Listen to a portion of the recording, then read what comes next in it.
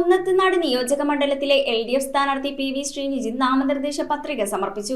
Party നേതാക്കൾക്കും പ്രവർത്തകർക്കുമൊപ്പം പ്രകടനമായെത്തിയാണ് അദ്ദേഹം പത്രിക നൽകിയത്. മണ്ഡലത്തിലെ നിലവിലെ സാഹചര്യം ഇടതുമുന്നണിക്ക് അനുകൂലമാണെന്ന് പത്രികാ സമർപ്പണത്തിന് ശേഷം ശ്രീനിജിത്ത് കുന്നത്തുനാട് നിയോജക മണ്ഡലത്തിലെ LDF സ്ഥാനാർത്ഥി PV ശ്രീനിജിത്ത് നാമനിർദ്ദേശ പത്രിക സമർപ്പിച്ചു. കുന്നത്തുനാട് താലൂക്ക് ഓഫീസിലെ ഭൂരേഖ തഹസിൽദാർ ശ്രീനിവാസ് മുമ്പാകെയാണ് പത്രിക സമർപ്പണം നടത്തിയത്. പാർട്ടി നേതാക്കൾക്കും അണികൾക്കും ഒപ്പം പ്രകടനമായി എത്തിയായിരുന്നു പത്രിക സമർപ്പണം. കുന്നത്തുനാട്ടിൽ കോർപ്പറേറ്റ് വർഗീയ ശക്തികൾക്ക് എതിരായുള്ള വിധിയെഴുത്താകുമെന്ന് PV ശ്രീനിജിത്ത് പറഞ്ഞു. കുന്നത്തുനാട്ടിലെ ഇപ്പോഴത്തെ സാഹചര്യങ്ങൾ LDFന് അനുകൂലമാകുമെന്നും ശ്രീനിജിത്ത് വ്യക്തമാക്കി.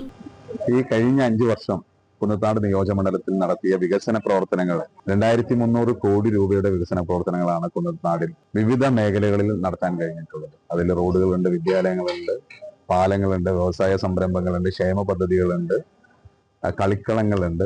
അങ്ങനെ എണ്ണിയാലൊടുങ്ങാത്ത വികസന പദ്ധതികൾ നടപ്പിലാക്കി എന്ന ആത്മവിശ്വാസത്തോടു കൂടിയാണ് വോട്ടർമാരെ കാണുന്നത്. സ്വാഭാവികമായിട്ടും ആ ആത്മവിശ്വാസം ജനങ്ങളുടെ അടുത്ത് ചെല്ലുമ്പോൾ അവർ നമുക്ക് നല്ല സ്വീകാര്യത തരുന്നുണ്ട്. വർഗീയ രാഷ്ട്രീയവും കോർപ്പറേറ്റ് രാഷ്ട്രീയവും ഒരുമിച്ച് നിൽക്കുമ്പോൾ അതിൽ കൃത്യമായിട്ടുള്ള വികസന കാഴ്ചപ്പാടുകളോട് കൂടിയാണ് LDF ഈ തെരഞ്ഞെടുപ്പിനെ നേരിടുന്നത്. ഒരു 3ാം LDF സർക്കാർ വരുമെന്ന കാര്യത്തിൽ യാതൊരു സംശയവുമില്ല. കേരളത്തിലുടനീളം ഞങ്ങൾ മുന്നോട്ട് വെച്ച വികസന പ്രവർത്തനങ്ങൾ വലിയ സ്വീകാര്യതയാണ് ജനങ്ങളുടെ ഇടയിൽ ഇപ്പോൾ ലഭിക്കുന്നത്.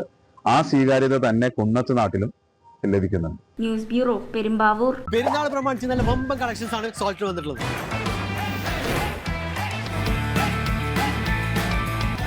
100 രൂപയ്ക്ക് കുട്ടികളുടെ പാൻസ്, 999 രൂപയ്ക്ക് 3 ജീൻസുകൾ. ഇനി പെരുന്നാൾ കളറാവും. കൊച്ചി ചുള്ളിക്കലിലെ സോൾട്ട് ഹൈപ്പർ മാർക്കറ്റിലെ ദ സോൾട്ട് ഫാഷൻ.